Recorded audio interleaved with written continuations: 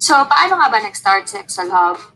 Well, napansin ko kasi ang dami kong mga nami-meet na takot sa Excel or allergic sa Excel. Kaya nag-come up ako with a training outline na ma-appreciate nila yung mga bagong features ng latest versions ng Microsoft Excel para makagawa sila ng dashboard reports that will basically impress their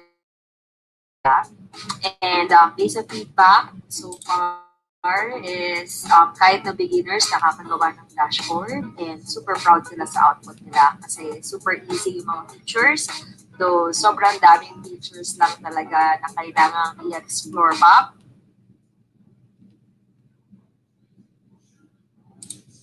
But I'm really happy that Excel Hub was able to change a lot of lives when it comes to reporting.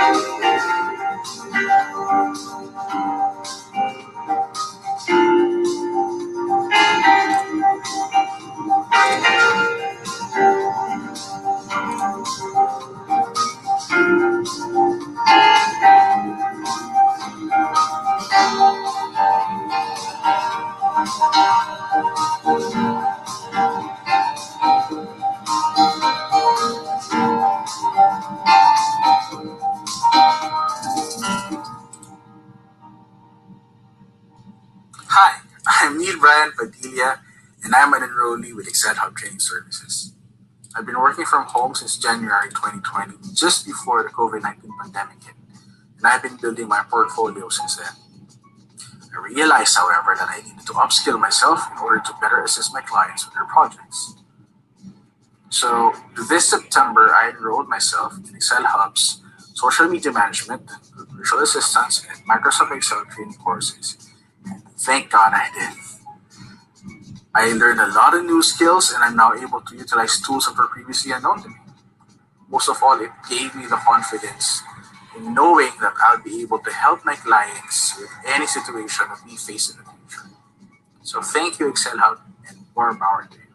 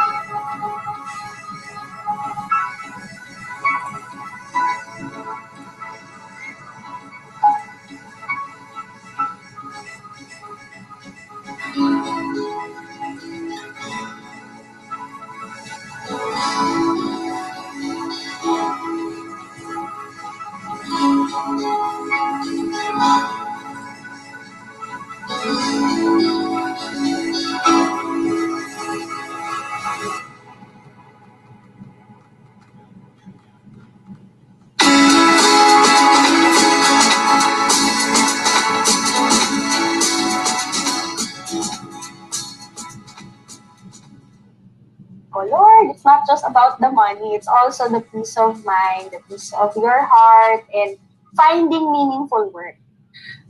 You know what? I would advise you for the first 100 videos, don't look at metrics first. Just look at your content. Every time you put out content, it should be better than the past or the previous content that you put out. Ganun lang. Focus on improving your content. And then you'll get to that point later on that you can now look at metrics. I look at everything in the resume. I read it from top to bottom. I look at the structure. I look at grammatical mistakes, the experience, and what they've done, and the wording. So not necessary to put a photograph in there. Sometimes the photograph will put people off. And then yun, it's okay, keep trying. So kung hindi man tayo natanggap for this project or for this job, it's not a no, don't be discouraged. Better opportunities are out there. We just need to always improve our craft and the right client na match sa ating skills and expertise will trust and hire us. Regardless of age, regardless of position, regardless of the business we happen to be in, all of us need to understand the importance of branding. We are CEOs of our own companies called Me Inc. And to be in business today, our most important job is to be head marketer for the brand called you. Pag may nag-pop up, huwag yung click close nyo. Alam, pag-click mo ng close button sa taas, may script pala yun, o may naka-hidden na malicious code doon. Pag-click mo ng close, mag-i-install din. Diba? So, ang ibang way doon is i-terminate mo siya sa task manager.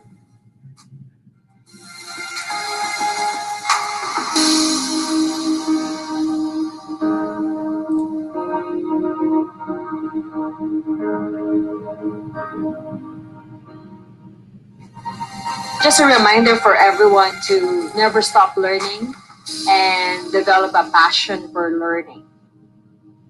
And more time with your loved ones. Do not spend more time in things that don't add value to your life. Also remember that it's not all about the money. Do not be blinded by 6-digit figure income teachings. Prioritize having a value and growth mindset instead of money mindset. Be willing to start small, appreciate every small thing in life, and be willing to share your skills for free because that's how I started. Thank you so much for supporting Excel Hub, for supporting me and my advocacies.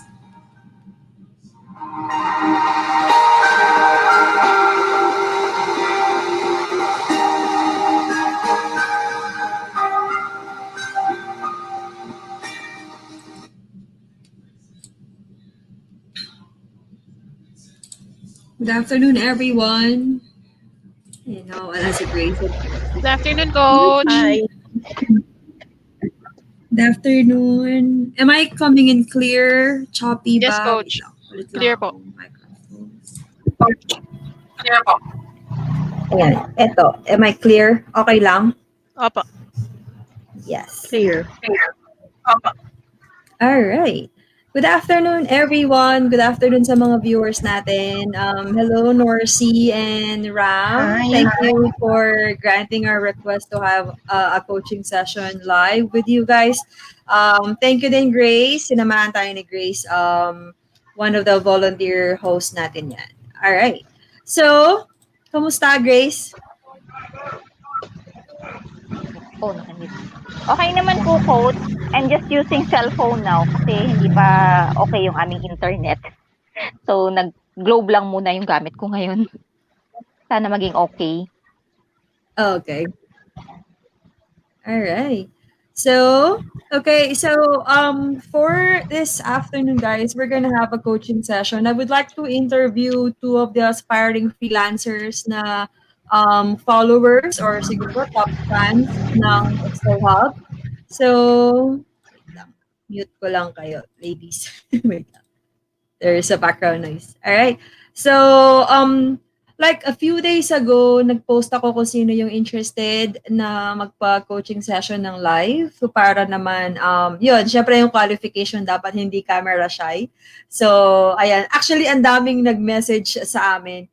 Kaya lang since most of them are camera shy at saka hindi available dun sa schedule today. So, eto, dalawa yung aming na-shortlist. So, we're gonna have another session next week naman. So kung interested kayo guys to share how you guys are trying to transition to home-based work or yung mga challenges ninyo, we can have a live discussion naman with you. No? So, should we call you Ram? Ram na lang ba tawag namin sa'yo? Yes? Hi Ram, Yes how po. are you? Kilala ka naman. I'm doing good. Kakauwi lang po actually, galing kami Taytay. Kaya medyo rush. RAM po kasi it stands for my initials. Yun, kaya RAM yung preferred ko. Okay, thank you Ram. Hi Norcy, pakilala ka naman. Oops, naka-mute ka. Wait lang. Oh, no. Ayan, okay na. Good afternoon, everyone. I'm Norsida from Pangasinan and isa ako sa mga nag-volunteer, isa sa mga hindi camera shy. Yun, kagagaling ko lang din sa trabaho. All right. Do you guys have work? Are you guys working? Yes, I work for DepEd. Wow, DepEd. How about Ram? Yes po, I'm currently working as a disputes analyst in a financial company po, in-house in financial company. Okay. So naka-work from home ba kayo ngayon or hindi? Work from home po yung setup for the meantime. And currently na-leave po kasi ako up until next week. So yun, kaya po nag-yes ako and then kahit camera shy ako, sige, push, go. Push the limits, sabi nga. Okay. Grace, do you have a question for them before we start the session? So you're out now aspiring VA. Have you tried na mag-apply na? Have you tried? Me, not yet. How was your experience so far?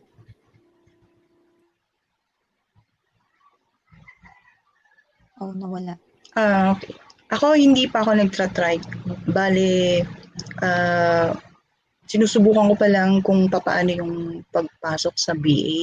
Kaya eto, lagi ako nakaantabay sa mga video ni Coach Roxy. Yes, big help talaga yung mga videos ni Coach. Maraming free. Opo. Maraming free lessons. Oo. Salamat, Coach. Free yung mga video mo. Yes. How about si Ram?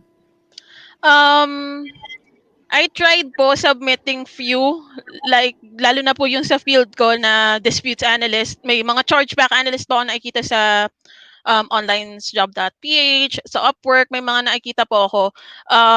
Pero I'm quite afraid to try something out of the box like VA, regular VA. I was enrolled to your VA Tech class, coach, at saka yun sa mga dashboards. I enrolled to those. However, I haven't finished them kasi nga working from home din. Tapos studies na rin ng kids. So medyo hectic talaga. Pero tried applying, yes. Grace, I tried twice. Kasi yung first attempt ko ng apply sa Upwork, after ko ma-submit yung application, may nakuha na sila agad. So, medyo heartbreaking yung part na yon. Tapos, second apply ko, same pa rin, disputes pa din. Medyo na-intimidate ako mag-VA kasi it's kind of broad talaga. Although may mga trainings na din ako nakuha kay coach at saka yung mga free webinars niya. Still I'm afraid, and ayun, parang I would like to conquer my fear and be confident um with the field that I would like to enter. Kasi most of my friends, well, majority of my friends are working as a freelancer na talaga. So they are encouraging me back in 2016 pa. So ayun, ang daming excuses at back then. Pero ngayon, sige, let's give it a shot. Sabi ko nga. Okay. Usually, if you guys would like to work from home, you have your own pain points. No, it's either the long travel, or is it the low salary, stagnant ba yung growth? What are your pain points? Why do you guys want to work from home aside from given na yung pandemic? Yung pain point sa akin yung travel. Kasi nga 2018 na meet ako ng accident, kaya gusto kong i-try na mag-work from home. Kaya ito gusto kong nag-browse ako para makakita kung paano matuto sa work from home, makakita ng trabaho sa bahay lang. Kaya yun ang pain point sa akin.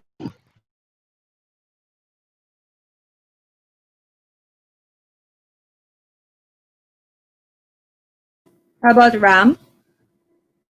For me, hindi ko naman masabing peer pressure kasi preferred ko na din talaga siya ever since. Kaso ang daming excuses no na walang internet, walang ganito, walang laptop and all. So, dami kasi na na panahon, to be honest. Pero right now, pinpoint ko is I will have more time with my kids. I have 3 kids, by the way, all boys. So, yung energy dapat ang taas. Tapos, yung fact na na-experience ko yung work from home, yes, freelancing is different from work from home. Pero yung part na, hey, you can multitask and at the same time, you will earn funds for your family, for your loved ones. Parang, oy, um, I would I would really love to do that. Kasi, back 2012, may mga freelancers na talaga like my Odesk, 'di ba? My previous supervisor was hired on that company, and she's encouraging us. What that was almost 8 years ago. So, kung bata yun, grade 2 na. Sabi ko, sige, tapos ngayon, parang, nung nag-pandemic, parang, it's very, handy na you will learn something new. And at the same time, you're in the comfort of your home with your loved ones without acquiring any viruses with this pandemic. So parang it's very, very ideal talaga. Yeah, I think I would totally agree kasi natikman nyo na yung work from home, no? Pag natikman mo na, medyo parang, Ang babalik pa ba ng hirap, office? oo. So, parang Talaga ano ba? na. Especially, oo. Yes, tapos, For both of you, sorry, Grace? oo. Ask ko lang si Ram and Norcy. Ano yung first step na ginawa nyo nung naisip yung gusto nyo na palang mag-work from home? Norcy first? Ako, Ano yung first step na ginawa nyo? First step na ginawa ko, una, nag-browse muna ako. Since pandemic noon, hindi kami pumapasok. laging nakababad sa Facebook, YouTube, ganyan. Hanggang sa naisip ko na sana pag ganitong pandemic ay walang pasok, meron sana mapagkikitaan ka ako ganun. Tapos, ayun nga, nalaman ko dun sa DICT pa dati yun. Parang si coach yung nagla-lecture doon. Doon ko na tawag dito, kailangan pag ganitong panahon, meron dapat trabaho. At yun, nag-browse ako kung paano gagawin yon. Dapat meron kang skill. Doon, natuto ako sa mga webinar ni coach. Yun yung first step na ginawa ko. How about you, Ram? Ako, sa totoo lang po, nung nag-pandemic, di lockdown, wala kaming pasok. Tapos, inassure naman kami ng company na even if hindi kami makapasok physically sa office, may sahod kami. Kaso less the allowances. Pero yung, alam mo yung feeling na everyday kang pumapasok, tapos parang nawalan ako ng, uy, may trabaho pa ba ako? May babalikan pa ba ako? Although financial yung pinapasukan ko, parang sabi ko, my God, may trabaho pa ba ako? Oo, sige, may pumapasok na sahod, pero paano kung magsara? Paano kung, alam niyo yun, ang daming what ifs. So sabi ko, hindi pwedeng ganun, 3 yung umaasa sa akin eh. So sabi ko, hanap tayo ng option, sabi ko. Kasi freelancing is there na talaga ever since. Hindi lang ako open at that time. Parang, may call center naman eh. May tatanggap naman sa akin na BPO eh. Pero, paano pandemic na? Wala nang papasok. Bawal lumabas eh. So, sabi ko, I have to learn new skill. Some skills that I'm hearing from coach, I have it already. It's just that it's not yet polished. English language, I can confidently speak that na. So, check. Pero yung other things na admin tasks, ano bang gagawin ko? Ano ba yung Google Calendar? Ano ba yung ganito? Ano ba yung ganyan? Although some things are being used na sa company ko ngayon, pero my God, how will I effectively utilize that? So, yung dashboard, the moment I tried your first free dashboard training, coach, my TLs are impressed. They're very impressed that, whoa, you can do that. Yes, I can do that confidently. I even told that to our managers and my supervisor. Then he's asking me, why are you learning those things? Secured naman kayo, may sahod kayo, 'di ba? Kahit di kayo pumasok sa office. Pero sabi ko, I love the part that coach mentioned this, never stop learning. That impacted me so much. That impacted me so much na parang I applied it to each and every decision that I make in life and with the quality of work that I do. Kasi it's a work ethic eh. Na, uy, gising. Hindi lang ito ang dapat skill mo. Dapat alam mo din to. Kasi by the end of the day, if you know that, you'll get something from it. Maybe not now, but eventually, you will know how to showcase it to others na ma-appreciate din yun. Well, yun siguro. Ang haba na sinabi ko sa atin. I think I really like what you said, na regardless kung stable yung company or whatever, or yung income, the learning should never stop, no? What I heard from news is that 45% na yung unemployment sa Philippines, and that's really, really sad.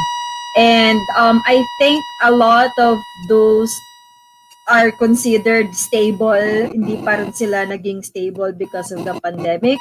So, a lot of the unemployed right now, have this like limited yung skills nila. So anong nangyari after mag-close ng company? So anong nangyari na sa kanila, 'di ba? Most of them are doing online selling and yung iba sa kanila hindi makapag home-based work. So I really like your attitude na you are still motivated to learn new things, new skills kasi we really can't tell no anong pwedeng mangyari. 'Di ba? Hindi naman natin na predict yung mangyayari sa atin, no? Marami talaga. Even yung mga malalaking companies na akala natin stable na naapektuhan pa rin naman sila. So, um, I think you mentioned earlier, Ram, na I'm not sure if I remembered it correctly. Parang you're not ready to parang step out of your comfort zone, like do something different, totally different if you're gonna do home-based work. Sorry, I heard you're an analyst something. When I hear the word analyst, ang impression ko usually reporting and analytics, no? No. So, can you elaborate more on what you actually do? Disputes analyst coach, actually, that's the specific term, pero in much specific, that's chargeback. So disputes being filed by the cardholders against our merchants. So we're on the merchant side, acquirer side. We deal with merchants, so business to business yung setup ng company. And well, technically we're still productive. We're still I can say na established yung company. Kasi merchants in the United States are still operating. E-commerce is a big boom, diba? So we're still accepting credit card payments. So the company is still earning. Kaso ang daming disputes filed by the cardholders. Kasi meron dyan yung fraud, not as described. Tapos yung pandemic pa, merchandise not received. So ang daming disputes na dumating. Although nung nakapag-work from home na ako, that was May. May na ako nakapag-work from home. Hindi na ganun kadami yung calls. Pero still, may mga disputes pa rin kami na nakakaawa yung merchant na katulad niyang mga hotel reservations. Technically, they cannot operate. So, the service was not received. However, tama yung based on the card brands guidelines. Sorry, nagiging nagiging technical yung mga terms ko, pero based on Visa's guidelines, MasterCard's guidelines, technically the cardholder didn't receive the service. So the cardholder is right. They have to eat the whatever they lost kasi nga pandemic. So regardless of the terms and conditions, so ganun po yung ginagawa namin eh. So defending chargeback cases or disputes. So andun yung mag-escalate ka, ano pa ba? Phone calls, uploading ng documents. You have to be creative eh. Kasi hindi lang porket not as described at yun ang hiningi ng specific documents to, it's like you're a abogado po, parang ganun, na dinedepensa mo yung kliyente mo, na hindi, may punto yung kliyente ko eh, ito yung documents niya, ito yung mga pinag-agrihan nyo, so ito yung sasubmit natin. Ganun po siya, coach. Very exciting siya kasi napaka-dynamic nung environment at sa anong line of business na hinahandle ko. It will make you think outside of the box din. So, nakakatuwa. Pero, sometimes, yun nga, nasa-stagnant ka na din. Tapos, somehow, yung e-commerce na i-enter din, sabi ko, parang sa Facebook, yung mga, paano ba sila mag-operate? Paano ba sila mag-offer ng services? Paano ba nila in-offer yung terms and conditions? So, somehow, yung mga na-learn ko sa webinars, parang, yung iba pa palang clients, ganito lang yung terms and conditions, lang. Pero, so sometimes, yung mga merchants na nakakausap ko, I can tell them na, sir, you have to be specific when it comes to your terms and conditions because that's very crucial.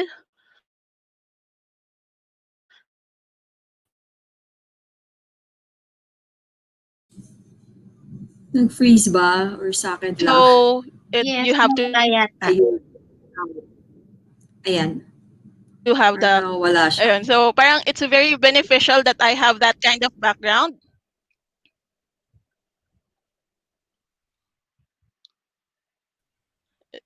Rinig niyo po ako? Intermittent yata yung internet niya. Dinig mo pa ba kami, Ram? Rinig ko po kayo? Ayan, medyo napuputol ka kanina. Oo. Buffering yung connection. Alam niyo na. Oo Peak nga. hours. Oo. Maulan na. Pero okay Ayun. ka to get any home-based work related to doing calls? You're good with that? Siguro po, parang sa time and age ngayon, parang wag ka nang choosy. Parang yun na lang sa akin. It's very okay with me. Basta may may trabaho ka, go, push. 'Di ba? Wag na tayong medyo choosy. You have How to be about si thankful. Norcy? Okay. How about si Norcy? Norcy, do you want to do something else or kung ano yung field mo ngayon, yun yung gusto mo pa rin gawin? Naka-mute ka pala. Okay. Yes, Coach. Yung kung ano yung field ko, sana ganun din yung makita kong work someday pag magbe-venture na ako sa pag-BBA. Pero sa ngayon pa lang, nag-iipon pa ako ng knowledge, skill. Kaya, eto, nasa learning process pa rin ako. Ano yung mga, Norcy, ano yung mga ginagawa mo ngayon na sa palagay mo you can do it sa isang online client? Nasa admin work kasi ako, nasa finance, pero kalahati finance, kalahati admin work ang gawa ko. Nasa non-teaching kasi ako na trabaho ngayon sa DepEd. Kaya sana kung sakasakali, ganun din yung mahanap ko na trabaho pagdating ng araw. Okay.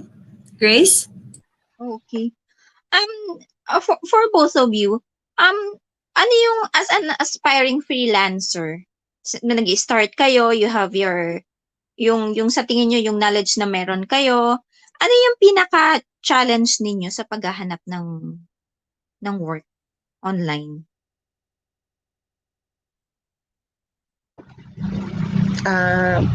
Isang challenge sa akin yung may fear kasi ako sa interview.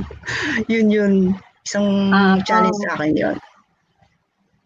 Oh, halos lahat naman yun pinagdadaanan. Kasi 'di ba sa VA world naman, very yan broad yan Hindi naman enough na halimbawa sa office, master mo yung ganong trabaho, admin works. Tapos, yes, sa VA world meron namang admin task, pero mas broad yun Hindi, akala kasi nila mas madali because we're working from home, 'di ba? Akala nila mas madali yung process, pero sa totoo lang mas mahirap kasi talaga yung freelancer ka, yung online yung ginagawa mo kasi sariling sikap lahat yung ginagawa natin. Kumbaga walang nagsusupervise sa atin. Kumbaga may pagka-perfectionist yung mga freelancers, yung mga virtual assistants. Kasi kailangan tama lahat yung ginagawa kasi wala tayong mapagtatanungan nakatabi natin, hindi katulad sa office na pag meron tayong hindi alam gawin, nandyan yung supervisor natin, nandyan yung team leader natin, nandyan yung boss natin, office mates natin. So, may support. Lahat naman yung may support. Ang pag sa self-learning talaga yung sa VA world, self-learning talaga. How about you, Ram? Ano yung pinaka-challenge mo as an aspiring freelancer? I've heard this na po na regardless of your educational background, you can be hired. To be honest, I'm a high school graduate.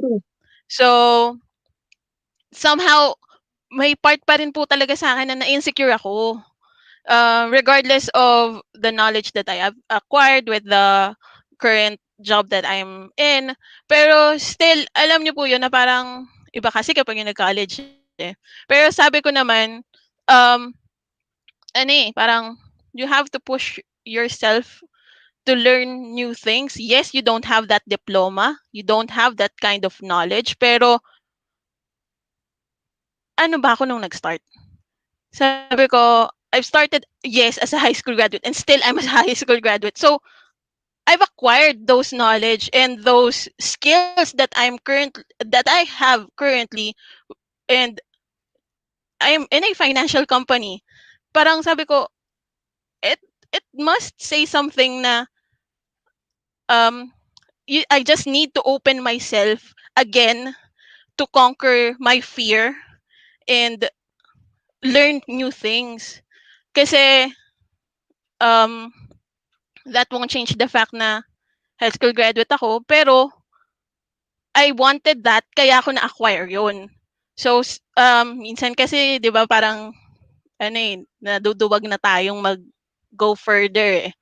Pero you have to accept na kapag na-hurt ka, hindi end of the world na hindi. Doon ka matututo, doon ka magiging stronger eh. So yun. So medyo kaya nga po ito eh. Actually, I'm a camera shy. Di lang po obvious. Pero camera shy po ako. Pero when it comes to talking, wala tayong pag-uusapan, I can boka. Pero camera shy, sige sabi ko, requirement daw, kailangan hindi camera shy. Sige, go, push. Sabi ko, sige, go tayo. Sabi ko, True. Yes. Alam niyo sa dito sa VA world, self-confidence is a must. Kailangan natin 'yon, 'di ba? Yung confidence lang, ano lang na yung pag-apply lang, 'di ba minsan parang magsasubmit lang naman tayo ng resume, 'di ba? Kumbaga online lang naman lahat ng pag-a-apply, pero minsan 'di ba? Pipindutin na lang natin sa keyboard yung submit, enter. parang gano'n, Submit. mag-e-enter na lang tayo. Parang nandun pa yung, 'di ba? Kinakabahan pa tayo. Shaky Wala ka na pa. tayong kaharap. Yes, oo. Self-confidence is a must talaga dito sa freelancer, sa freelancing world. Tsaka sabi nga Correct. po, di ba, kapag walang ibang maniniwala sa'yo kundi sarili mo lang. So, maniwala ka sa sarili mo. Yes, believe in yourself. I think since nalampasan nyo yung pagiging camera shy and you guys are live with us, no? And I think kapag kunwari nag-submit kayo ng applications online and you're gonna have an online interview, medyo malakas na yung loob nyo kasi right now we're doing interviews, no?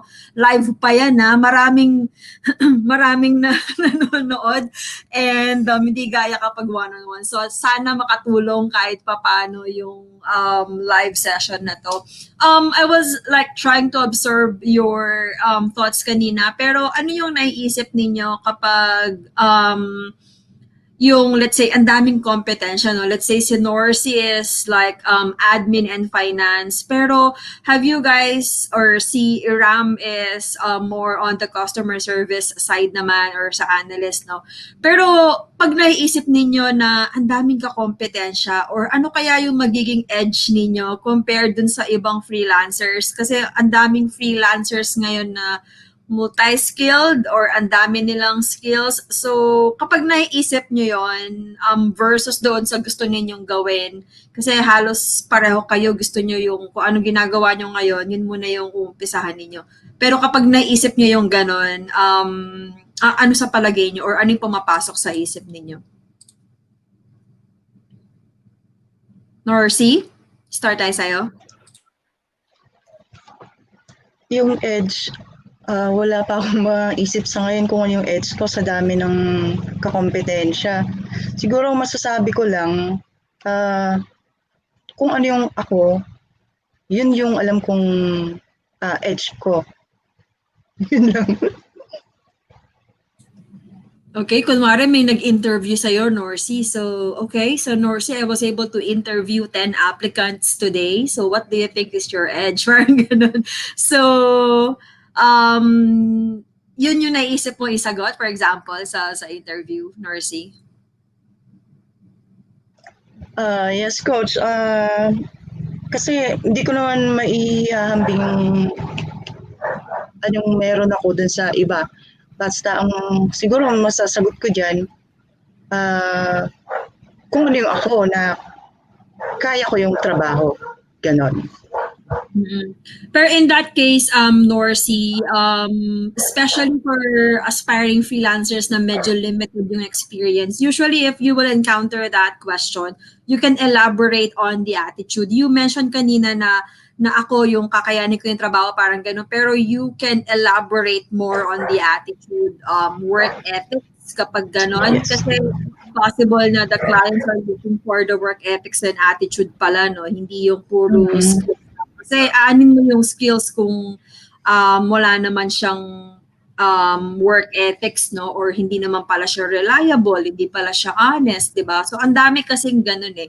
So, I think if you are not that confident answering yung sa part ng expertise or yung skills, kasi you will tend to encounter na why should I hire you, for example, di ba? We will get that question more often. Kaya your answer should focus more on your attitude, your work ethics, and how you can basically help the client. Doon ka pwedeng mag-focus, no? Yun, kasi you are giving me short answer right now. Pero kapag sa interview, mas mahabain mo pa yung answer mo, mas okay. I know a client before, nagsisit in ako sa interviews kasi ako yung nag-endorse dati. Kapag yung interview hindi lumampas ng 7 minutes, automatic, auto-fail sila. Tapos yung nasa shortlist lang is yung mga tipong applicants na sila yung nagda-drive ng conversation na napakahaba nila yung mga responses nila. And to the point na minsan sila na yung nag-i-interview dun sa client. May mga ganun eh. And napansin ko yun yung mga nasa shortlist, no? So, siguro practice lang. Practice pa and you try to list down saan ka napapansin or saan ka you think yung ugali mo sa work, no? Wala ka masyadong absences, hindi ka nalilate kasi those things That's very important. Oo, 'di ba? Ilista mo lang kasi yun yung mga doon lumalabas yung attitude mo eh. Kapag stress ka, anong ginagawa mo? Nagagalit ka ba? Sumisigaw ka ba sa email? Syempre hindi, 'di ba? So try to list down yung mga strength mo na ganun kasi yun usually yung tinatanong din ng mga clients. And if you're gonna encounter that question, ano yung edge mo compared to other applicants? Syempre you cannot badmouth naman yung ibang applicants, 'di ba? You just have to focus on, yeah, I think I can help you with this and that. So without trying to oversell naman din yung sarili. So that's just a tip na I could give you, Norcy. How about Ram? Thank you. Coach, dagdag ko lang dun sa how do you distress yourself? Add to cart. Charot lang. Wait lang. Anyway, just to share yung things that I can offer. Siguro, I always highlight that yung parang I'm passionate with what I do. I do my best with every task that's given to me. What else? Basta yung ibebenta ko yung mga skills ko na willing and able po akong matuto. Bigyan niyo ako ng chance kasi I'm very flexible. I'm very flexible. I am I am a team player. I can easily get along to anyone. If I don't know the answer, I may not give it right away, but I'll get back to you. Yun yung attitude na natutunan ko sa current post ko na I can relate sa something na may offer ko sa future client ko. So yun. Okay. Dapat po ba English? Sino nagtanong? Si Ram. Para tayong nasa mock interview, no? Pero I think you are very confident, Ram. No? You are very articulate with what you would like to say. Especially, pero kapag gumagawa tayo ng, let's say, resumes or cover letters, usually kasi yung mga linyahang I'm passionate, trustworthy, yung mga gano'n, we don't usually add them, or I don't recommend you add them kasi they're more specific sa skill set din or experience, no?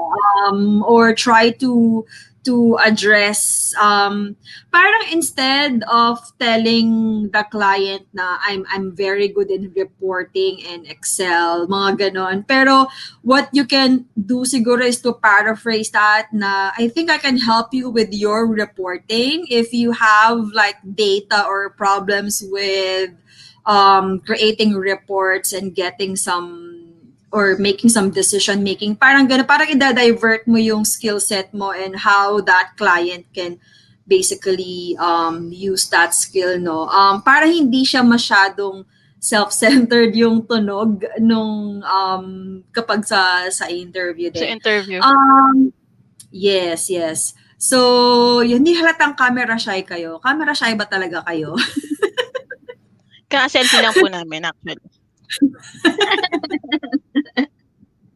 Alam ko Ayan. nag-post si Norty, charot lang.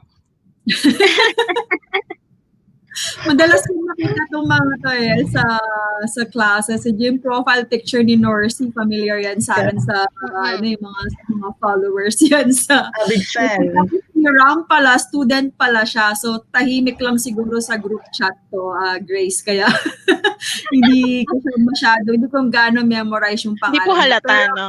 Kasi hidden camera. halata eh. So, sobrang sobrang expressive mo with a lot of things na napansin ko. And yeah. Also, sa aspiring freelancers din, I would recommend na yung transparency and honesty is very important. Yung mga clients kasi napansin ko na dapat hindi mo sila inaantay na magtanong if there's a problem, bakit ka na late, bakit ka offline. You have to be very transparent at sabihan mo kaagad sila kung ano talaga yung nangyayari. If you can't meet the deadline, you have to tell them. Kasi they're very understanding naman. Kesa yung medyo sila pa yung nagtanong kung ano yung problema. So medyo yun, hindi magiging okay yung relationship nyo kapag ganun. I think Grace would like to ask you girls something. As an aspiring freelancer, ano yung starter pack na tinatawag, 'di ba? Meron tayong kailangang your internet connections, ano yung mga gadgets na ginagamit ninyo. Do you think ready na kayo for para mag-work from home since nagta-try na kayong mag-apply? When it comes to mga gadgets, do you think ready na kayo? Sa akin, ready na ako sa mga gamit. May magandang connection ng internet, may laptop. Pero ang kulang pa sa akin yung confidence. Yun lang, yung pang gusto kong i-hone sa sarili ko. Oo, kasama yun sa starter pack eh. Yung confidence. Talagang kailangan yan kasi ako wala pa rin ako masyado nun eh. Wala pa rin ako masyado nun. Kung may nabibili lang, bibili ako nun. Marami si Grace Excel skills eh.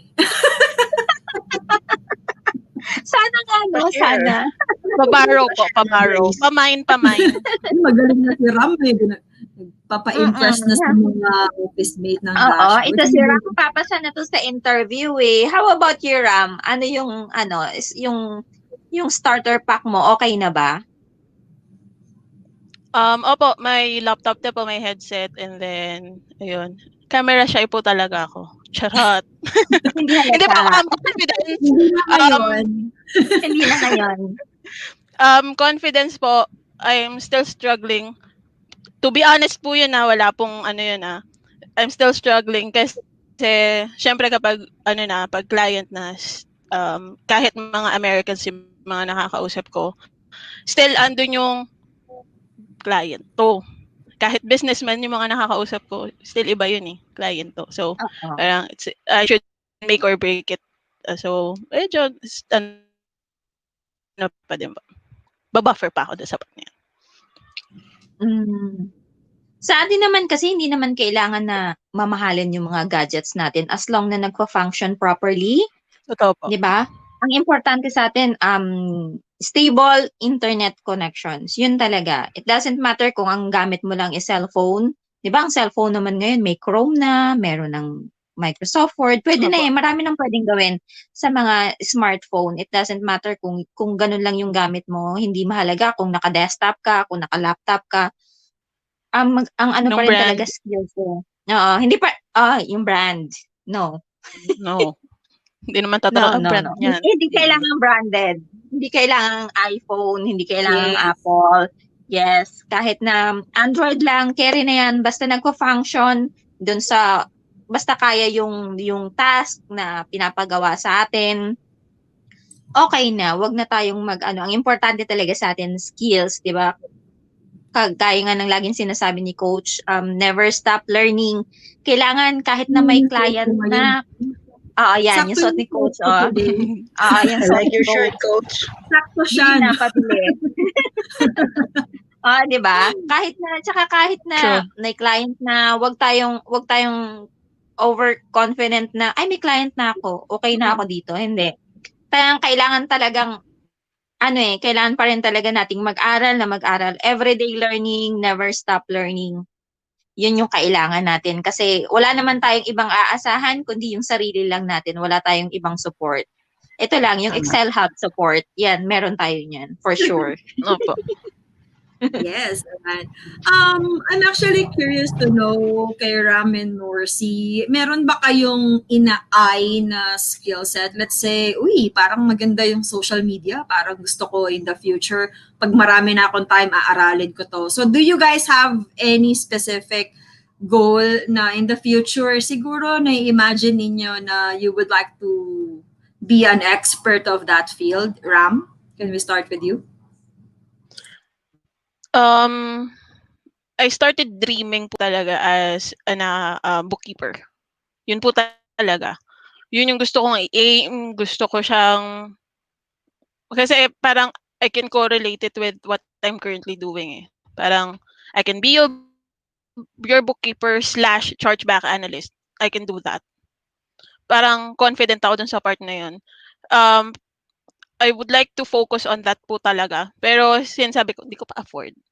So, sabi ko, why not try things na I can use currently sa work ko. So, yun, nag-focus ako dun sa Excel. That's why I enrolled to your 2 classes, yung VA Tech po at saka yung sa Dynamic, yung sa mga Excel na dashboards. So, yun, I've enrolled to those 2 na it's very beneficial po talaga. I was able to collaborate with one of our leads then to create like a template that there's a lot of drop downs na parang it's much easier for us now to notate an account kasi we're using a template na siyempre data validation lang naman yun or drop down medyo hirap sila. So pero parang I can do that. So I proactively say na I can enhance it more. So let me collaborate with you guys. So ayun, currently ginagamit namin siya. So parang sabi ko, sige, focus muna ako dito kasi hindi ko pa tapos yung mga klase ko. So sabi ko, focus muna ako dito sa tayo mag-dream bigger. Kasi kapag alam mo na yun, at least kahit or kahit ilang years pa yan, hindi mo yan makakalimutan eh. Pwede mong balikan. Pag yung nandun ka na sa much bigger mong dream, parang sabi ko, yun na talaga, gusto ko, all throughout yun na. Yun na yung gagawin ko. Para kahit may Excel or dashboard na i-request, I can say na, alam ko yan, nagawa ko yan. Let me handle it. Parang ganun po. So, na-in love ka sa Excel and you would like to focus there. Kasi usually yung iba, Kalat. yung mga nag-enroll yung mga ibang nag-enroll ng multiple courses, I think they're just trying to explore a lot of things pa. Pero I've seen some students who were able to determine naman na, ay, yung social media, medyo hindi ko pala siya bet kasi ang hirap gumawa ng content. May mga ganon. Yung iba naman takot sa Excel pa din. So I think at least okay naman na you were able to determine kung ano talaga yung gusto mo or nagpatibok sa puso mo. Ram. So thank you for sharing. Norcy? How about you? Anything that you would like to learn in the future or gusto mo maging expert in that field?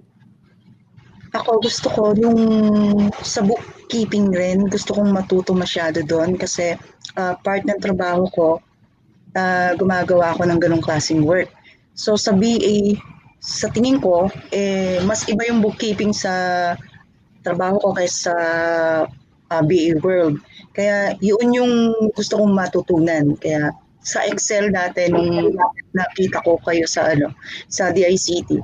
Kaya yun, doon ako na-inlove din sa Excel sa inyo dahil sa webinar ninyo. Kaya to patuloy akong nag-aantabay kada meron kayong free webinar. Meron tayong latecomer. May latecomer. Hi, Han. Hello. Hi! Ano naman guys? Katatapos ng coaching. Ayan. Okay. So, Han, ito yung mga natin, aspiring freelancers. So, from DepEd to Mercy, tapos si Ram naman is customer service field naman siya as an analyst. So, ayan. Okay. Ano na yung tanong kanina? Sinasabi, bookkeeping, no, Norcy? Bookkeeping. Yung area na gusto mong i-focus. Okay. Ayun. Yes, coach. At least you guys know that, no? Kasi yung iba, they don't know kung ano yung gusto nilang aralin. Wala pa silang idea kung ano yung gusto nilang i-focus. Yun. So, yeah, Grace, you have another question for them? Tapos maya si Han can also ask questions. For Ram and Norcy, for sure you have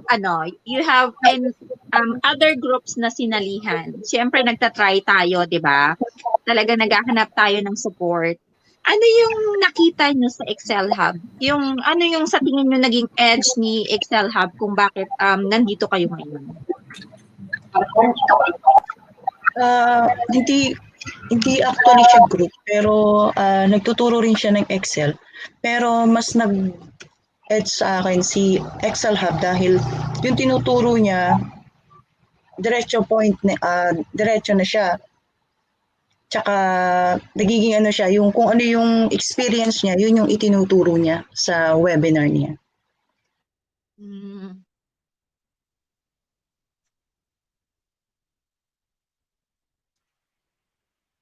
How about you, Ram? Ano yung sa tingin mo naging edge sa'yo ni Excel Hub? Well, to be honest po, since na-raise nyo na rin, prior to me joining or discovering Excel Hub is I'm a fan of this specific group wherein I've enrolled actually for a accounting and bookkeeping. What made me choose or what made me stay is the part that coach mentioned this to me na parang wag natin bulagin yung mga tao sa 6-digit agad yung kikitain kasi that's not realistic. Let's face it, that's not realistic. So, yes. I can't elaborate that more kasi napaka na nun katotohanan yun, hindi yun totoo. So parang sabi ko, nga no, ba't pa ako napa-enroll dun nung laki nung Pero sabi ko nga, kasi I was blinded To be honest, I was blinded with the strategy na you will earn this, you will earn this much. Sabi ko, why not? Si Watashi, enroll. Find money, enroll. So then when I was there, I was like, what I'm trying to learn is not that easy. And finding a client, my God, it's not like uy, client na kita, ikaw na. Hindi eh. Ang daming aspirants, ang daming expert na more than except from me. So what's gonna be my edge? Then when coach mentioned that yung eye opener na, guys, it's not gonna be realistic that you will have a 6-digit earning, blah blah blah. It hit me so hard na parang, why not start with what you love? Why not start loving what you do then? And kahit dumating ako sa point, coach, na sabi ko, kahit libre okay, basta matuto ko. Dumating ako sa point na yun. Kasi, oo, hindi ako nabayaran. Pero kung ano yung natutunan ko, that's priceless. It's something that I can do for my future client. Something that I can offer maybe with kahit corporate world or freelancer man to or freelancing man to. It's something that cannot be taken from me. Parang sabi ko, tapos yung never stop learning, parang sabi ko, oo nga no, I should never stop learning. Hindi porket, okay, sige, gumraduate ako dun sa bookkeeping class. I have that certificate. Pero, what if ang dami na palang bookkeepers? Tapos, lahat ng position for bookkeepers is lahat filled, puno na. So, saan ako?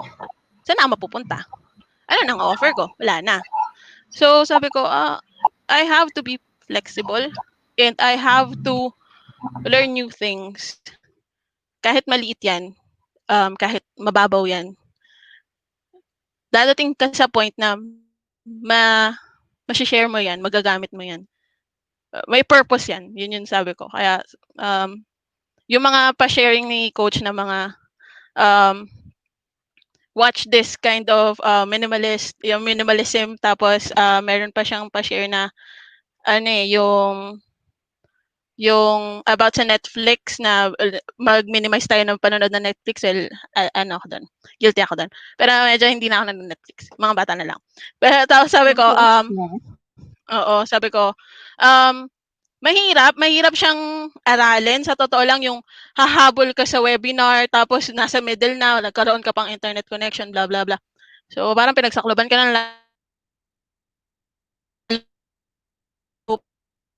hindi. So, yung part na kailangan kong sumunod, minsan talaga po struggle, pero nakakatuwa kasi may replay button. At recorded, at libre. So, sabi ko, ay, why not? Yes. Diba? Stay tayo. Diba sa group meron nun? Yes, totoo yan. Hashtag Excel Hub. Diba? Automatic, Yes, pa yan? diba? Automatic A. Hashtag Excel Hub True, agad. diba? Yan, thank you yan for that, Ram, diba? So, parang tulad nga ng sabi ni Ram, diba?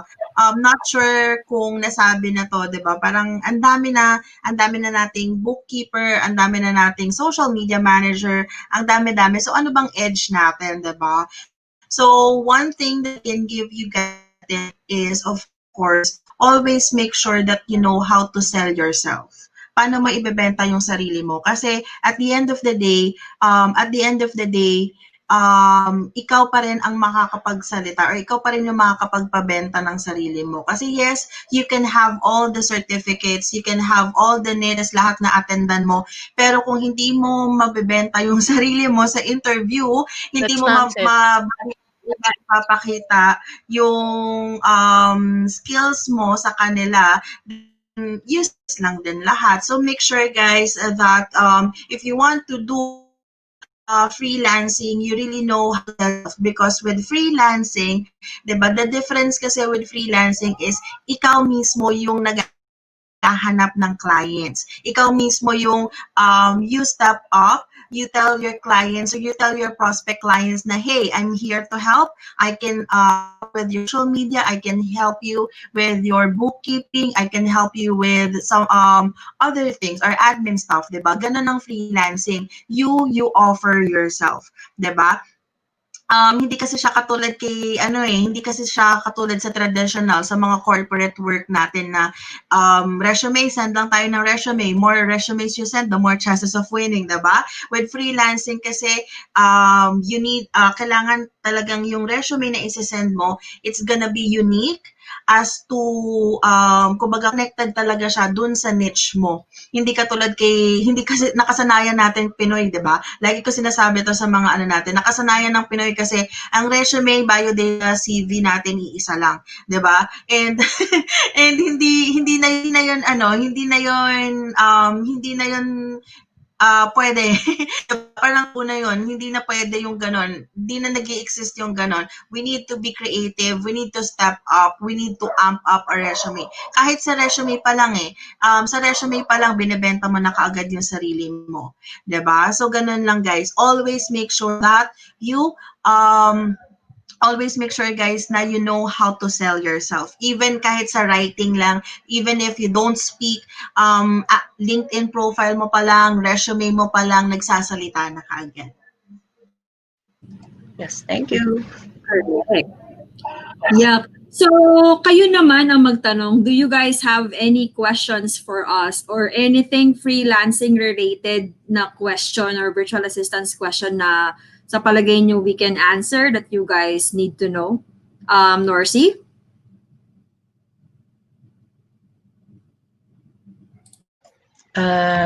Isang tanong ko, Coach, yung paano maging confident, kompleto na yung resume mo, maganda na yung pagkaka-present sa resume mo. Yung pagharap ngayon sa mag-i-interview sa'yo na possible maging boss mo pagdating ng araw, paano yun, Coach? I Maging think confident ka. Han, would you like to continue or parang related sa sinabi mo kanina? Okay.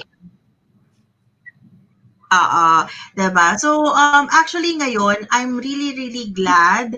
I'm really glad with what's happening when it comes to interview sessions. Paano tayo kinakausap ng interviewer? Kasi gone are the days, madalang na lang talaga yung by the book na kailangan you need to pass this certain exam. Ngayon, like with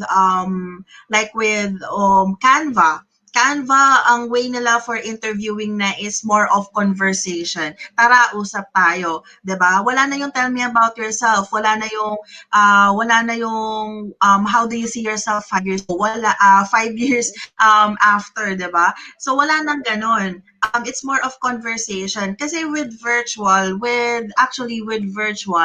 ang pinaka maglalast na ngayon kasi sa for you to get hired is how you approach them, how you talk to them, 'di ba? So hindi na kasi before kasi when you go traditional, you need to be at your best. You need to wear your power dress, you need to impress them, but now, 'di ba? Kahit naka-t-shirt ka, kumbaga formal ka sa taas pero naka-short ka sa baba, 'di ba? That is fine. And ang usap na talaga is how you connect, 'di ba? Ang hirap kasi pag virtual kasi, ang hirap mag-connect, ang daming dead air. But ngayon, sa mga interviewers, sa mga recruiters, ngayon, it's more of, tara, usap tayo. Sige, sige, salita ka lang, diba? And that can help you break the ice, diba? Always make sure, guys, na don't be intimidated. Kasi ina-anticipate ko kaagad, baka mahirap. Paano kung hindi mahirap? 'Di ba? Paano kung ang tanong lang niya sa iyo is, kaya mo ba 'to? Yun lang pala yung tatanong niya, 'di ba? But we already anticipated na, hala, ano yung sasagot ko pag sinabing tell me about yourself?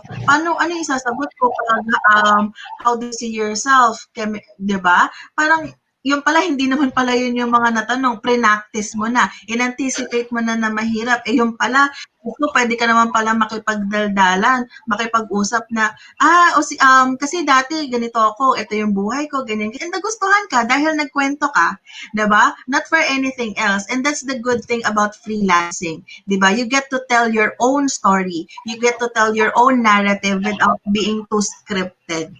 Diba? So, yun ang ko, let go of those thoughts na baka mahirap. Diba? Every time that you go to an interview, parang nakikipagkwentuhan ka lang, diba? English nga lang. Diba? Yun lang, nakikipagkwentuhan ka lang. Always make sure, diba? Diba? Oo. Nakikipagkwentuhan ka, English nga lang, diba? Ganun lang. So, Parang okay na sana yung make sure nagkakwentuhan na pero walang English lang. mahirap yun. Mahirap eh. Pero yun, di ba? English You break the ice na tara, di ba? Usap tayo, di ba? Tapos English only policy lang pala. Pero yun, madali lang talaga, guys. Break this, always make sure, guys, makikipagkwentuhan ka lang sa interviewer. At the end of the day, ang magugustuhan ni recruiter sa'yo is how you deliver yourself. How did you sell yourself? Diba? Not for anything else na yung scripted mo, yung Miss Universe tagline mo. Walang ganon. Ang maaalala niya, ay, oo, siya yung mabait doon sa sa interview. Ay, oo, siya yung ganito yung pamilya. Ay, oo, siya yung ganyan. Pero never niyang walang recruiter na nakapag-mention na, ay, siya yung nagsabi ng, for the good of all keme-keme. Walang ganon, diba? It's always the impressions. It's always how you deliver yourself. So, ganun lang talaga siya, guys. Okay? So, i-let go niyo yung thoughts na baka mahirap yun. Kasi, again, makipagkwentuhan lang kayo. Kung yun ang focus ninyo, ma-achieve niyo yun and ma-hire kayo. Who knows, di ba? Ang tanong lang pala niya anong ginagawa niyo sa araw-araw? Yun lang pala yung purpose ng tawag na yun, di ba? And then let go mo yun kasi akala mo mahirap lang. Di ba? So, wag niyo isipin yun kung mahirap. Ang isipin niyo is, paano kayo makikipagkwentuhan? O, di ba? Lang. Okay. Thank you, Ma'am Han. Correct. Totoo yun kasi minsan, pag sobrang kaba mo na, pwede kang magsabi ng, let's say, di ba kapag nagpapakilala ka, I'm actually married, I don't have kids yet, but I have 4 dogs. Do you have dogs? Parang ganun, parang you can ask the client naman eh. Parang, by the way, I'm actually curious, since the pandemic, how is it affecting your business? Parang ganun, or what are the tools that you are using? Am I going to work with a team? Do you have other virtual assistants working in the Philippines? Parang ganun. Try to be very curious about the client kasi they like that. Just ask questions. Tayo kasi, di ba, tulad nung sinabi ni Han, parang chikahin mo lang dun sa dulo. Kasi, usually kasi takot na tayo mag-English, di ba? Ayan, naubusan ka na ng English, namumutla ka na, gusto mo nang tapusin yung session, yung interview. So, ang nangyayari is, do you have any questions for me? Sabi nung interviewer, no questions, I'm all good, thank you. Di ba? Usually ganun tayo. Pero that's a no-no. You have to prepare like 3 to 5 questions dun sa client and make them feel that you are very interested. And yun, yung thoughts, tama yun. Given na yun eh. Given na nakakabahan ka, that's normal. Tao tayo, lahat naman tayo kinakabahan. Pero, hindi naman nila i-judge yung grammar mo or yung English mo. Just try to, express in a way. Kasi maintindihan pa rin naman nila. Even if you have like grammar lapses or pronunciation lapses, maintindihan pa rin nila yung gusto mong sabihin, no? Unless your sentences are very fragmented na, yung parang hindi na tinatapos yung sentences and hindi mo na mabuo yung thoughts, yun yung medyo mahirap doon. Thank you, Norcy, for that question and Han for the feedback. Ram, what is it that you would like to ask Han or ako? Kasi po napanood ko yung isa sa mga videos nyo, yung about sa pag-create ng cover letter and then resume. Torn po ako dun sa part na baka I'm telling too much na or baka I sounded too self-centered.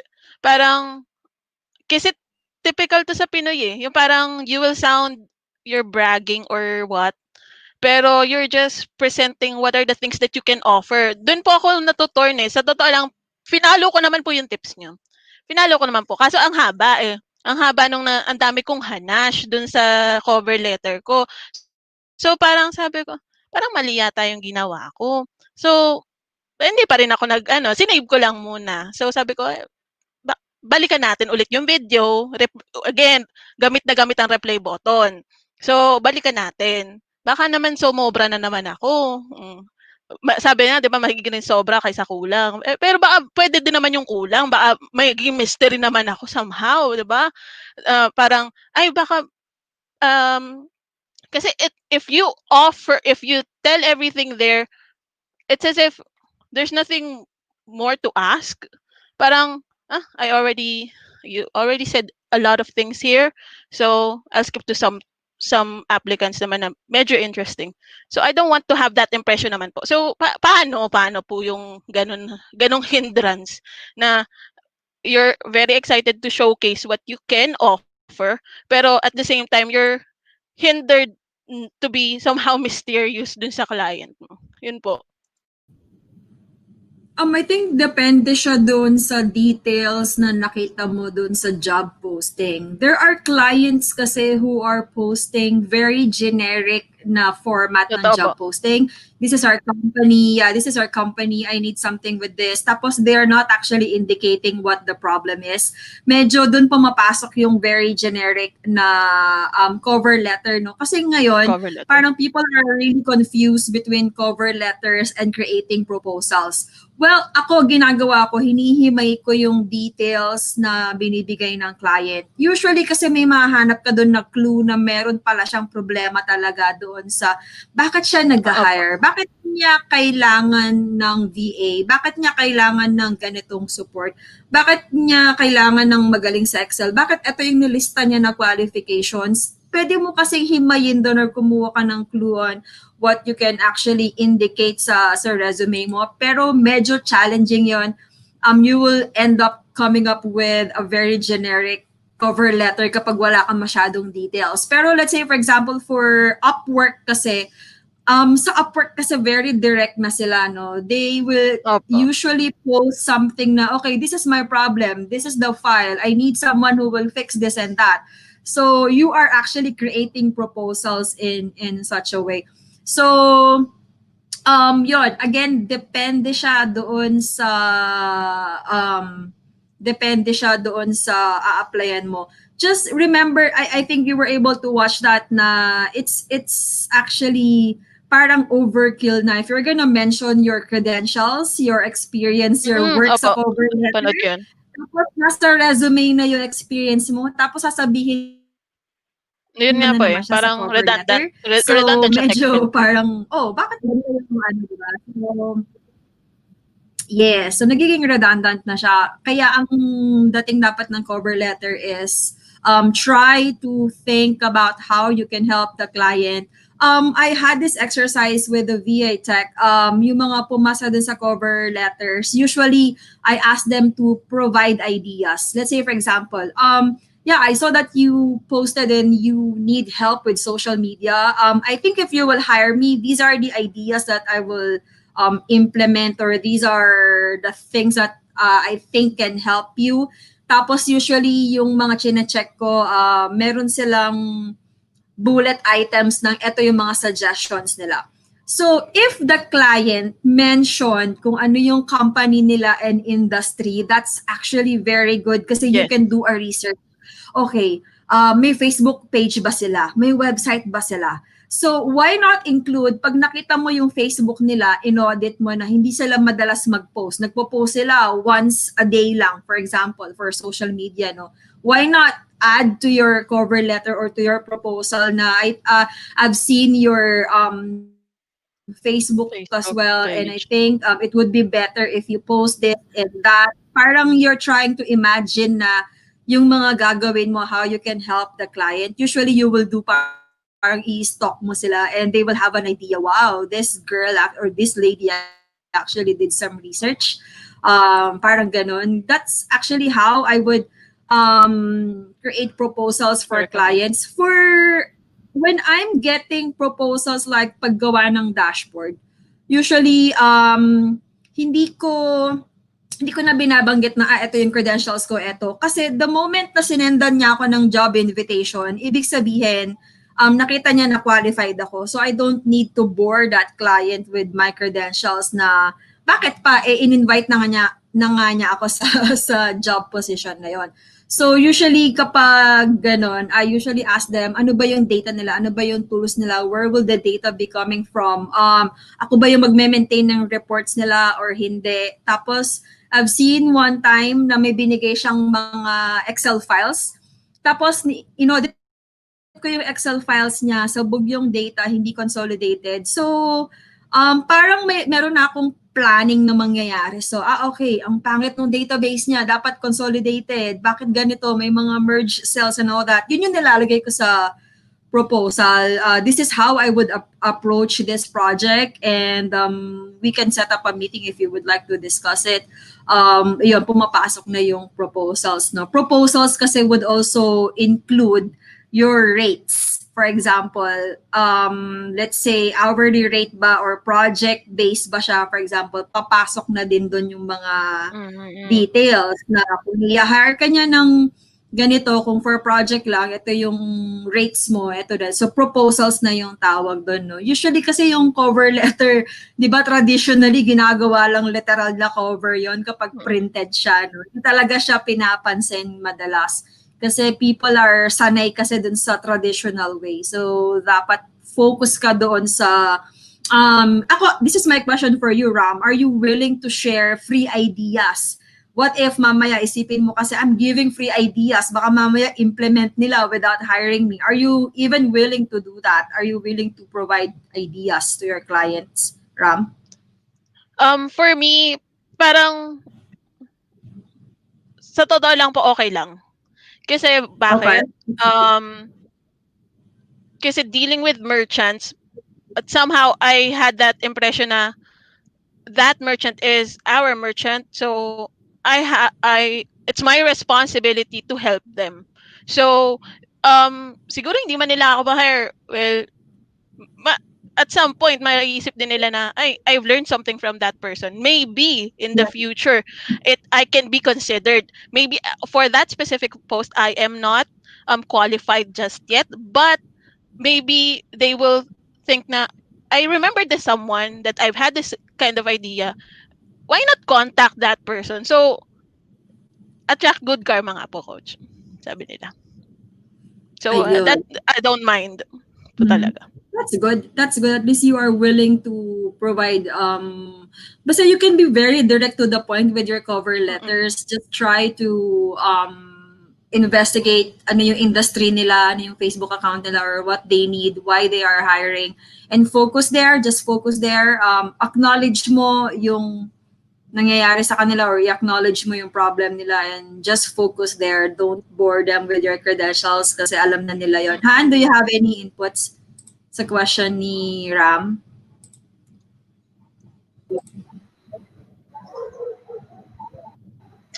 Han, may inputs ka ba?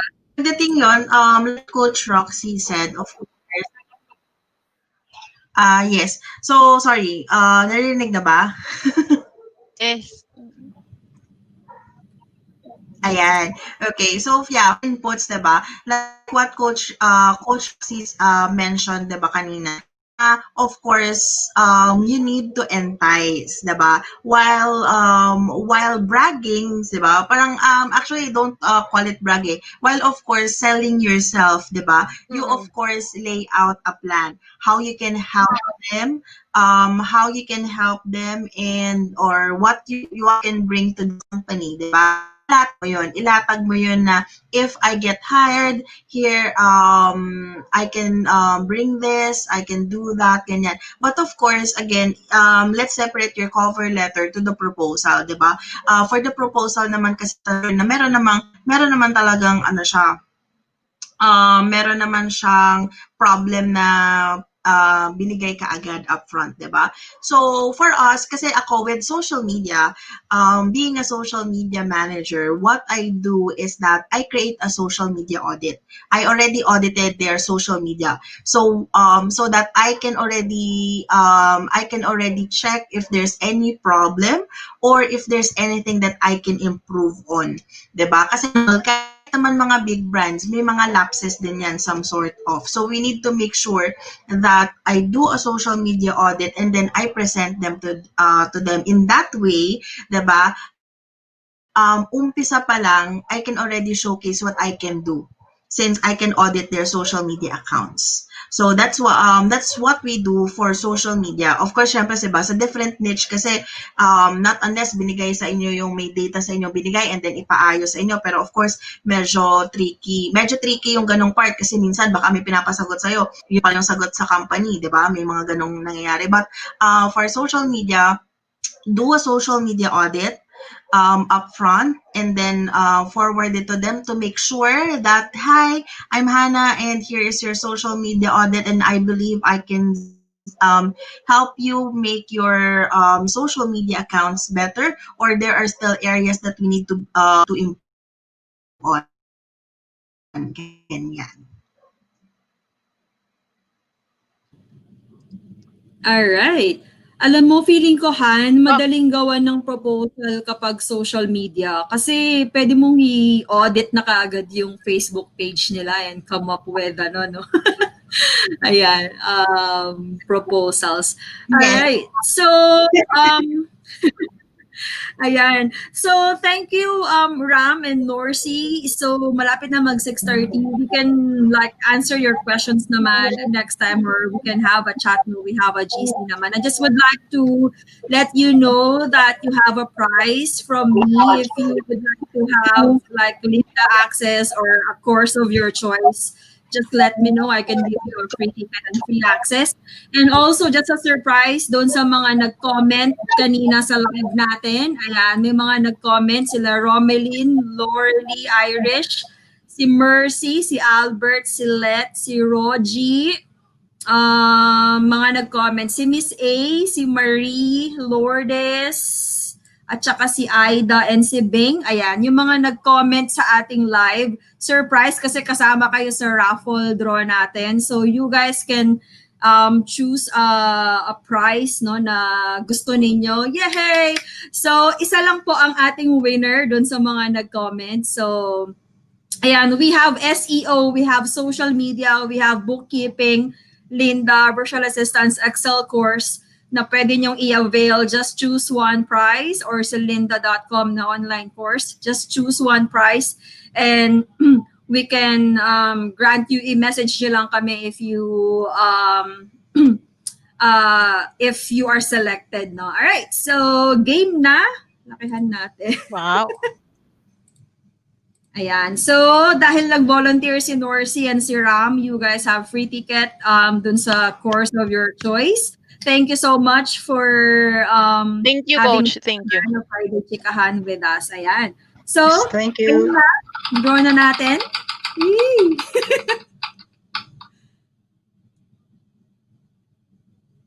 Wow! Congratulations, Bing. Si Bing yung pinaka-last na nag-comment. So, Bing, Wow. thank you sa Meant question to be. mo. Siguro, we will answer na lang your question via chat. Ayan. And Han can also respond, no? At saka yung question kanina ni Miss A, we will answer na lang via comment section. Congratulations, Bing Tunggia. Ayan. So, winner ka ng course of your choice or online course of your choice together with Norcy and Ram. Congratulations. Thank you, Norcy, Han, and Ram. Han, do you have any closing message Thank you, for Coach. our aspiring freelancers?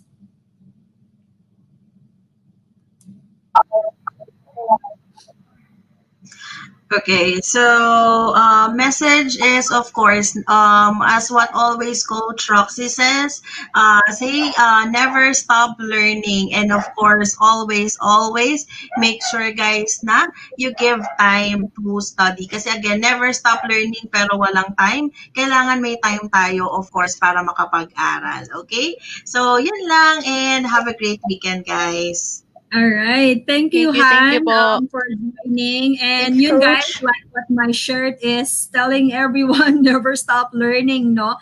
Mahirap i-motivate yung sarili din minsan mag-aral, especially kapag masakit sa ulo yung mga topics na tinatry mong i-absorb. Pero kayo pa rin yung pinaka magmo-motivate sa sarili ninyo. Don't give up, Ram, nor C. Kagaya ng sinasabi namin, darating din yung client and opportunity for both of you. Anything you would like to say, Ram, Norcy? Siguro po yung add ko lang kay Hannah kanina, yung Filipinos have this mentality kasi na asyumera. Kaya minsan hindi tayo nag-offer minsan ng mga proposals. Ano tayo dun eh, ilag tayo dun eh. Pero I like the fact that Han mentioned about it made you sound it made you sound interested. You're into what you are doing. So parang I would like to remove that kind of mentality na asyumera. No, there's no such thing as that. You just care. That's why you're offering that. Siguro yun po, i-change yung perspective with that kind of approach. Yun lang po. Thank you po pala. Thank you po.